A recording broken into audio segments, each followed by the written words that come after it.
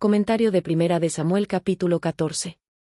Dios salva con muchos o con pocos. Versículo 1. No lo hizo saber a su padre.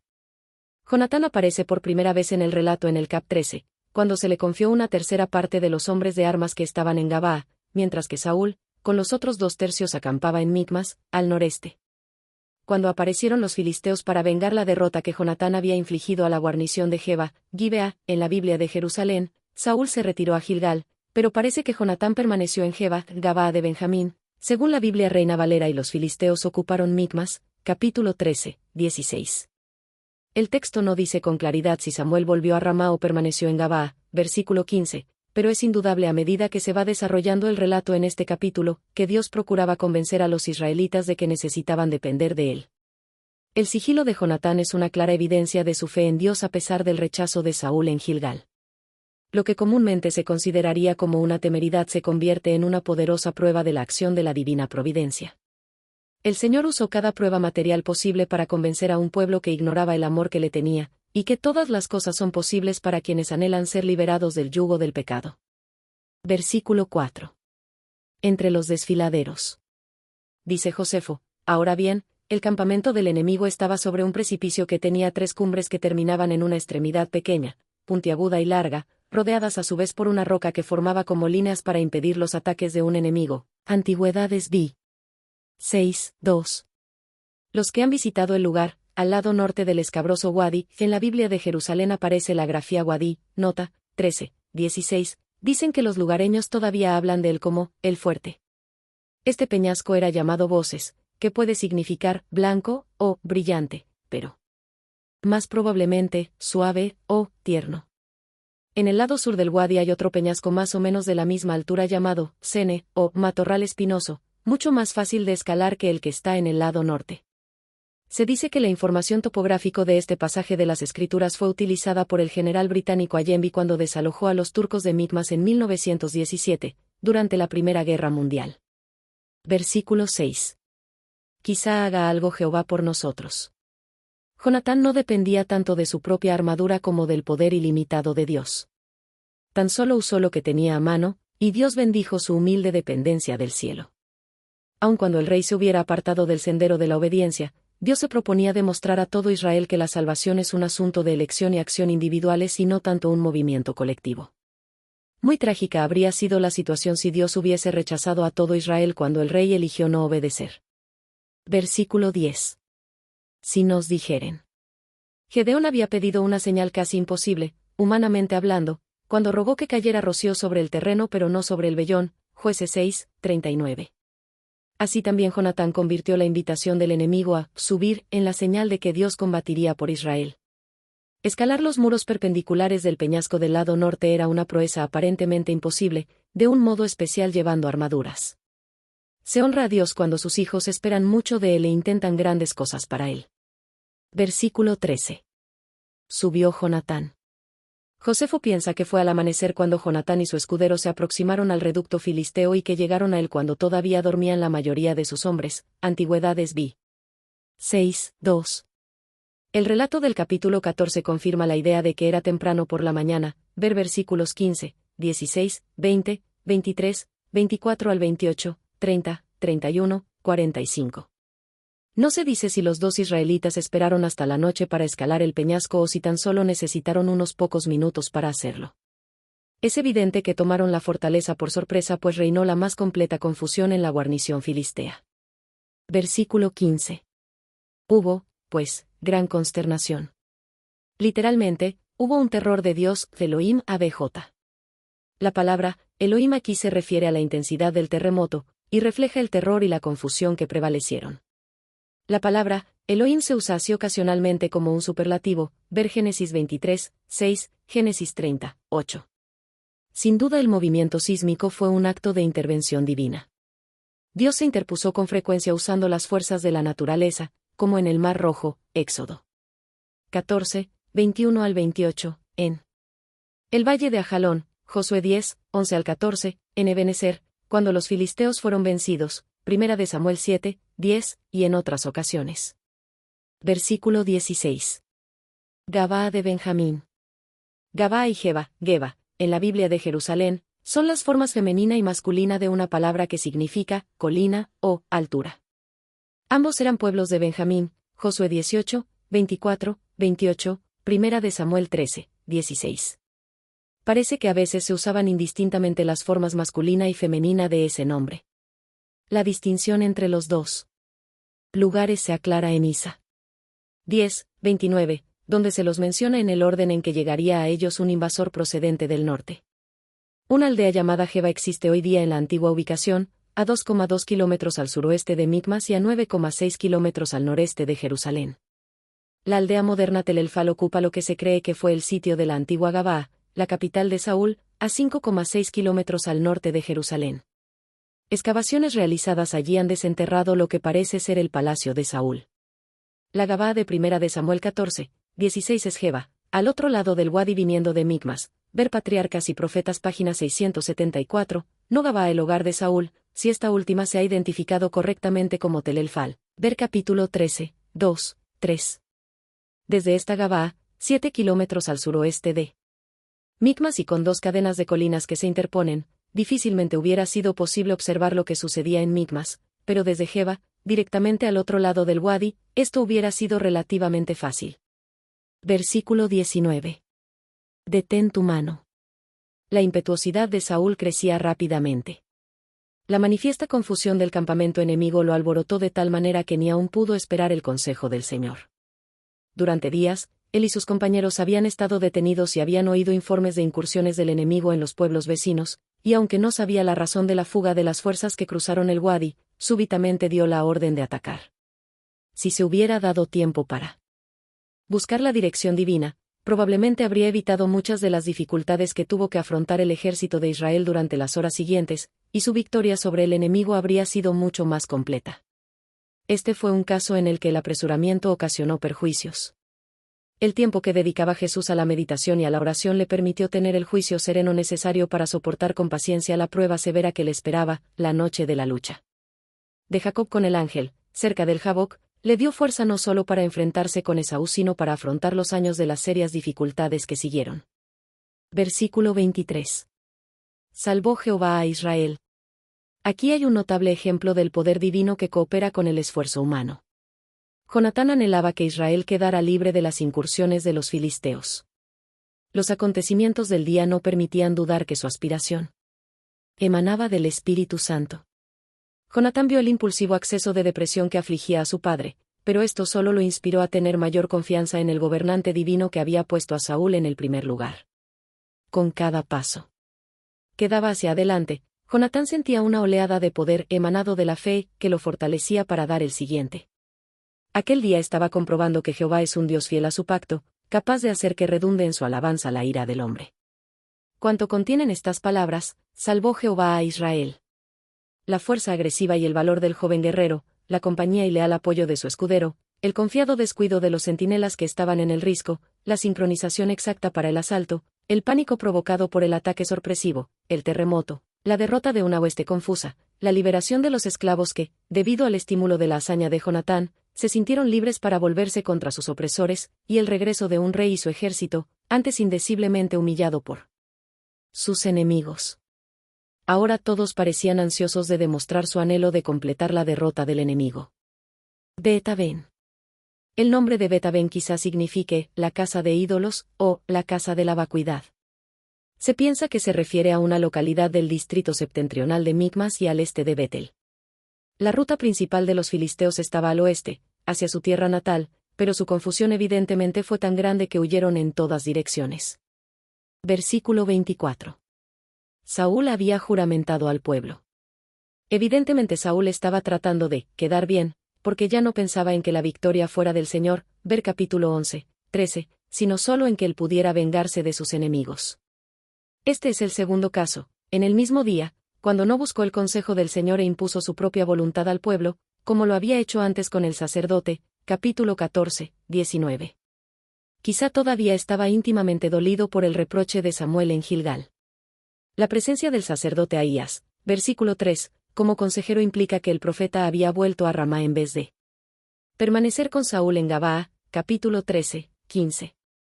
Jonatán fue tan cuidadoso en prestar atención a la orden de Dios como descuidado su padre. La actitud de Jonatán probablemente obedecía, en buena medida, a la influencia de Samuel. Posiblemente un mensaje animador anterior de Samuel inspiraba a Jonatán para que ahora se atreviera a realizar esta audaz hazaña.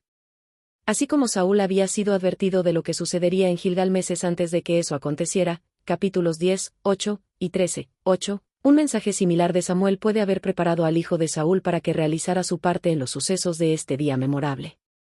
Sin que importe lo que eso hubiera sido. Jonatán era humilde como su padre lo fue al principio, por lo que esperó la dirección divina, la siguió y estuvo dispuesto a atribuir a Dios los resultados. Capítulo 14, 10, 12.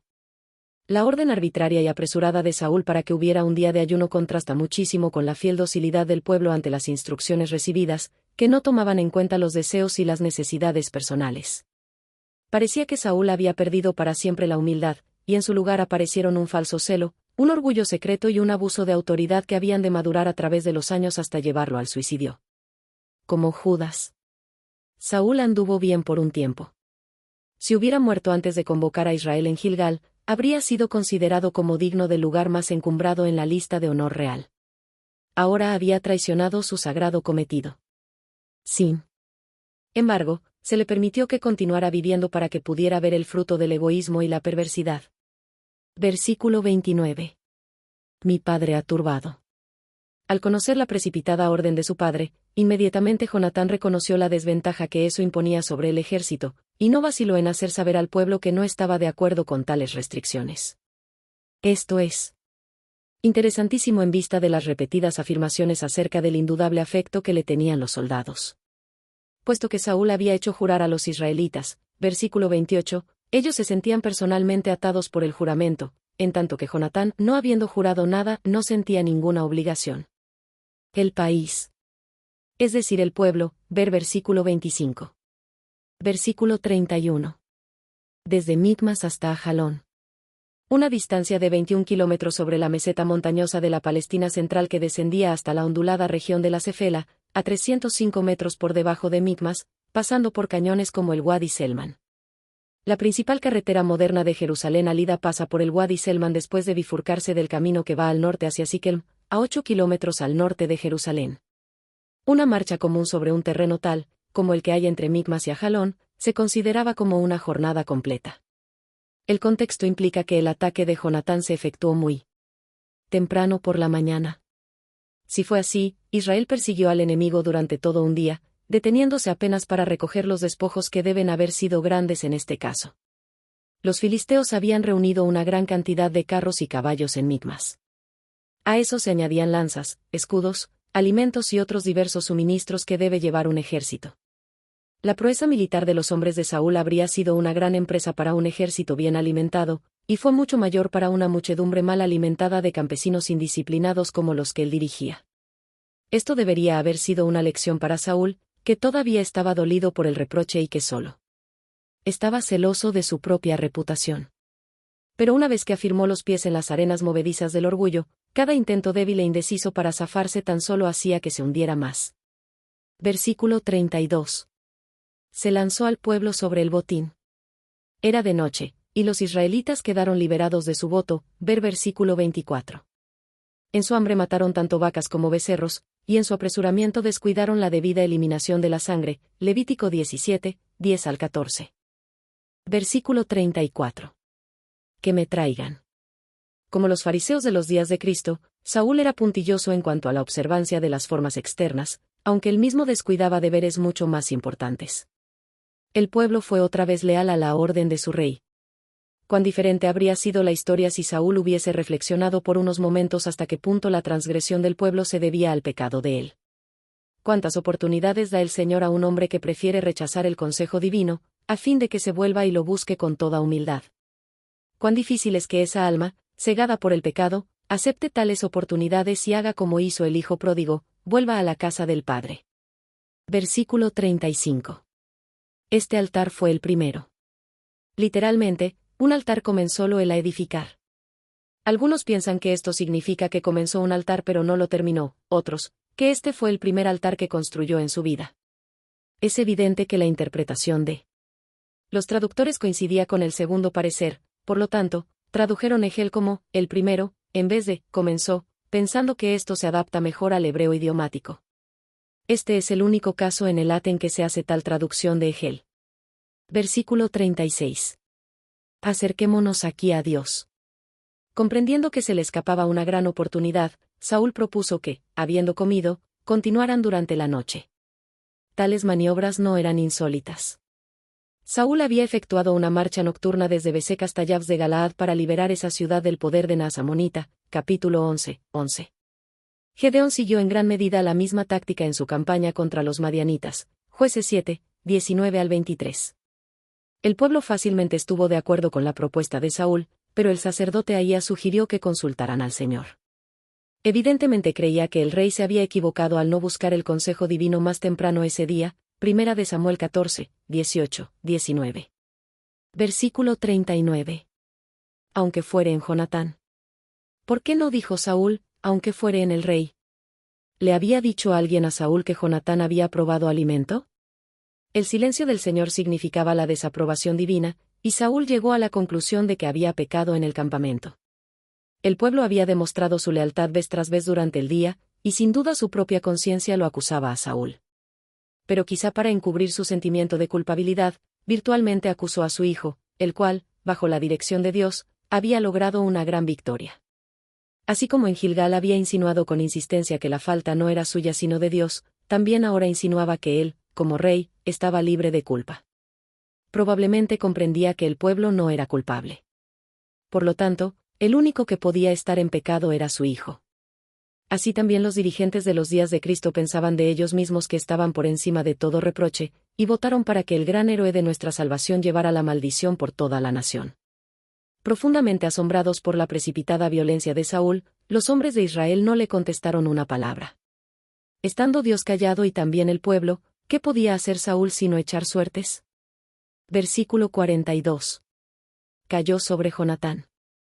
Una mente inquisitiva bien podría preguntar, puesto que Jonatán era inocente y Saúl muchas veces había dado pruebas claras de su culpabilidad, ¿por qué permitió Dios que la suerte cayera sobre el primero y no sobre el segundo? Ciertamente, Dios no había aprobado los juramentos de Saúl, versículos 24, 39, y con absoluta seguridad no estaba de acuerdo con la ejecución de Jonatán después de haberlo dirigido tan milagrosamente durante el día. Pero así como en los días de Cristo, permitiendo que fuera condenado el inocente, Dios puso de manifiesto el mal proceder de los dirigentes de Israel, también al permitir que la suerte cayera sobre el inocente Jonatán, en forma inequívoca Dios puso de manifiesto el mal proceder de Saúl, que había comenzado su reinado con toda humildad pero que al buscar la justificación propia ya había perdido toda esperanza. A menos que algo extraordinario lo pudiera sacudir haciéndolo salir de su engaño de que un rey no podía equivocarse, Saúl pronto arruinaría su utilidad como dirigente. Versículo 43. ¿Y he de morir? Estoy dispuesto a morir, BJ. Jonatán podía justificar plenamente sus actos. Sin embargo, dijo la verdad y se sometió a las órdenes del rey. ¿En qué mejor forma podría haber condenado a su padre por desobedecer las órdenes del Rey de Reyes? Delante de Samuel, Saúl había justificado su proceder de franca rebeldía, pero Jonatán había justificado su conducta de ese día sometiéndose al juicio precipitado de su padre. Versículo 44. Sin duda morirás. Con qué aparente facilidad Saúl pronunció el veredicto. Mientras que Jonatán reconoció su transgresión ceremonial, algo para lo cual hubiera sido suficiente una ofrenda expiatorio, Saúl había cometido una falta moral que ahora quedaba públicamente demostrada por la dureza de la sentencia contra su hijo. La conciencia de Saúl lo condenaba por haber obligado al pueblo a que se abstuviera de alimento, pero esperaba ocultar su temor por la forma en que pronunció su juramento. Por el contrario, tan solo logró condenarse a sí mismo. Versículo 45. El pueblo libró de morir a Jonatán. El pueblo había obedecido con fidelidad a Saúl todo el día. A pesar de haberle oído dar las órdenes más irrazonables, había obedecido. Lo habían visto mantenerse firme frente a minúsculas restricciones ceremoniales, pero consintieron. Lo habían visto resentirse por el silencio del Urim y del Tumim, y sin embargo dejaron que echara suertes. El pueblo había visto cómo la suerte cayó sobre Jonatán aunque sabía que era inocente. Entonces los israelitas recordaron las hazañas del héroe del día y cómo Dios les había dado la victoria mediante el valor y la fe de Jonatán. El mismo Dios que había movido a Jonatán para que realizara su famosa hazaña, ahora inspiró al ejército para que clamara como un solo hombre, no ha de caer un cabello de su cabeza en tierra.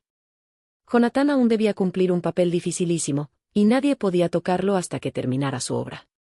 Sin tomar en cuenta la forma en que era tratado, fue fiel a su padre.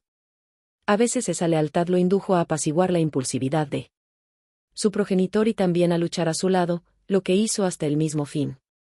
La honradez, integridad y fe de Jonatán eran cualidades sumamente necesarias en esa hora de la historia de Israel. Ni siquiera Saúl podía quebrantarlos.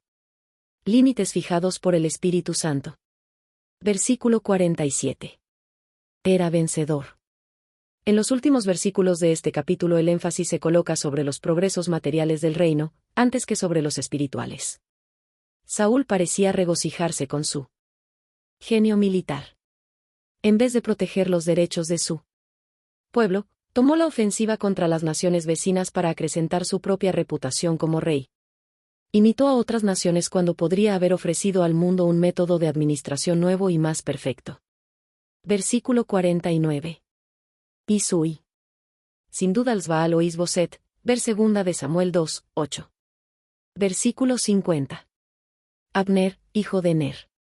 Por este solo versículo no es del todo claro si Abner o Ner era el tío de Saúl. Ner es llamado hijo de Abiel y también de Jehiel, Primera de Crónicas 9, 35, 36. Por lo tanto, es probable que Abiel y Jehiel sean dos nombres dados al mismo hombre, ver Éxodo 2, 18. Puesto que Cis, el padre de Saúl, es también llamado hijo de Abiel, Primera de Samuel 9, 1, parecería que Cis y Ner fueron hermanos, pero el registro dice que Ner engendró a Cis, Primera de Crónicas 9, 39. Esta aparente contradicción implica no solo una diferencia de nombres sino también de generaciones, pues Ner es también llamado hijo de Abiel. Sin embargo, esto no significa necesariamente una discrepancia entre los libros de Samuel y de Crónicas. Al igual que en otras partes de las Escrituras, los relatos independientes parecen diferir en los detalles presentados, pero armonizan cuando se los examina a la luz de las costumbres y las formas de pensamiento y expresión de los hebreos. Hay dos posibles situaciones que explicarían estos nombres que difieren. Primero, en la lista de Primera de Samuel 9, uno puede haberse omitido el nombre de Ner y haberse registrado a Cis como el hijo, nieto, de Abiel, pues hijo a veces se usa en lugar de nieto o aun de un descendiente más remoto, y las genealogías bíblicas no siempre incluyen cada eslabón de la cadena, ver. Primera de Reyes 19, 16, Daniel 5, 11, 13, 18. Segundo, Cis, el hijo de Ner, puede haberse convertido en el hijo de su abuelo por adopción, así como Manasés y Efraín, hijos de José, se convirtieron en hijos de Jacob y estuvieron en la lista entre los demás hijos, como cabezas de tribus. Génesis 48, 5, 6, Números 1, 10, Josué 14, 4. Cualquiera de estas explicaciones, que estarían en armonía con los hechos presentados, harían que Abner fuera el tío de Saúl. Ver Números 10, 29 y Mateo 1, 12 donde hay casos similares. Comentario bíblico adventista del libro de Primera de Samuel capítulo 14.